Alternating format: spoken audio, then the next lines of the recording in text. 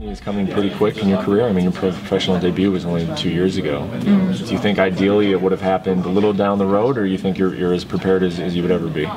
It was one of my plans. Like when I first started, I wanted to fight the world champion and sort of retire before I was 30. So it's in that year's plan, and so yeah. It happens for a reason. Why retire before 30? Because I don't want to be fighting and be old. 30 is old now? Oh, shit. That's not good.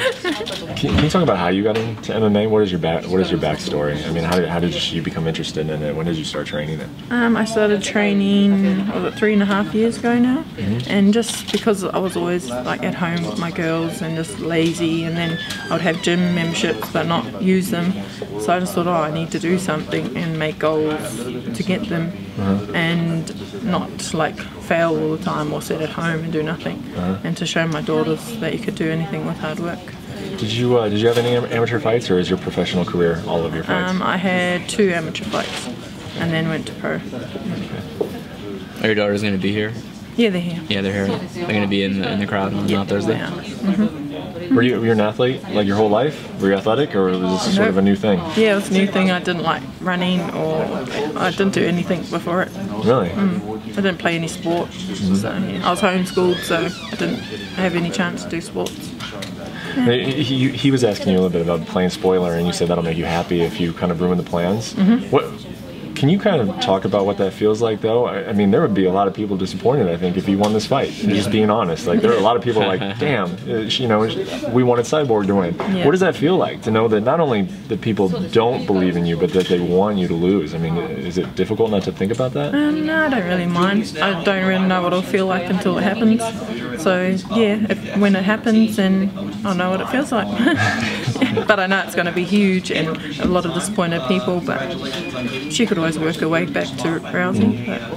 How long have you been watching her fight? Do you remember? I think probably when I first started, I watched her a couple times, and then more times when I found out I was fighting her. So yeah, not too often. It's fitting that your Invicta debut in Las Vegas. You won the tournament here, so you know. I'm sorry we joined a little bit late. I apologize. We probably answered some of the same questions, but I guess just talk about, first of all, I mean, the feeling of being here. This is the biggest Invicta card, I think, as far as terms of attention and you know, being here in Las Vegas. So what is this opportunity and this feeling like for you right now? Yeah, it's overwhelming and exciting at the same time, and the nerves are kicking in more and more every day. But yeah, it's awesome. I saw you posting that you're not kind of used to the cameras yet. That's kind of a new experience for you. So you mentioned the nerves there. Has it been difficult, this experience?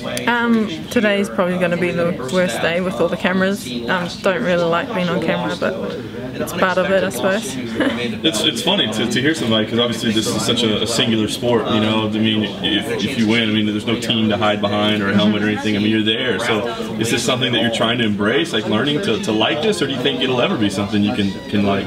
I'm normally a shy person, so yeah, I don't know if I'll get to like it, but I will embrace it. Yeah. What was the feeling when this fight was offered to you? Obviously, you know, her reputation is what it is. When the opportunity came for you, do you jump at it right away? Are you a little bit hesitant and think, you know, let's weigh it out? What was the feeling? I sort of asked for it after my last fight, and then they said yes, so I was ready for it when I asked for it. Yeah. Why is it a fight that you wanted? It's just a goal I had from when I started MMA, that I wanted to be world champion, and Chris is in that way, so. So it's really just about the belt, not about beating her. It's about being the best in the world, yeah. Do you think she is the best in the world? At the moment. Some people say it's just sheer power, that her technique isn't really that great. It's just that she's got these physical tools, so she's not necessarily the best in the world. Do you agree with that, or do you feel like she is a refined, you know, technician as well? Yeah, she has skills and she's got technique and power, but she does have holes, so that's what I'm going to look for. Do you relish being the underdog? Because even in your last fight, you kind of came in, a lot of people were kind of expecting that maybe you weren't going to take the win, and I think you showed them up on that. Is that something that you relish, and especially coming in this, I'd say a lot of people are kind of considering you maybe a heavy underdog. Is that something you enjoy, and something that maybe takes a little pressure off from you? And It actually makes more pressure because I am the underdog and I need to prove myself more to the world. But I don't. It doesn't really faze me because I'm always going to be the underdog, being so early in my career. Yeah. Well, speaking of that into her experience, how do you overcome the fact that knowing she's coming in, she's had 10 years where she hasn't lost? How do you address that experience difference, especially when you're coming into the game, like you said, just somewhat recently? I just go in it like another fight, but just fighting that person and just going in there to win. Now, when you see somebody like her that has pretty much all TKOs, no submissions, that's something that you're not even worried about? Has the whole camp been preparing just for, you know, escaping the strikes? I mean, what was your plan going and preparing for it? Yeah, I've had a lot of sparring with people trying to be like her, or just giving me overwhelming feeling that she does to all the opponents, and then just how to work with that. So I'll show you on Thursday.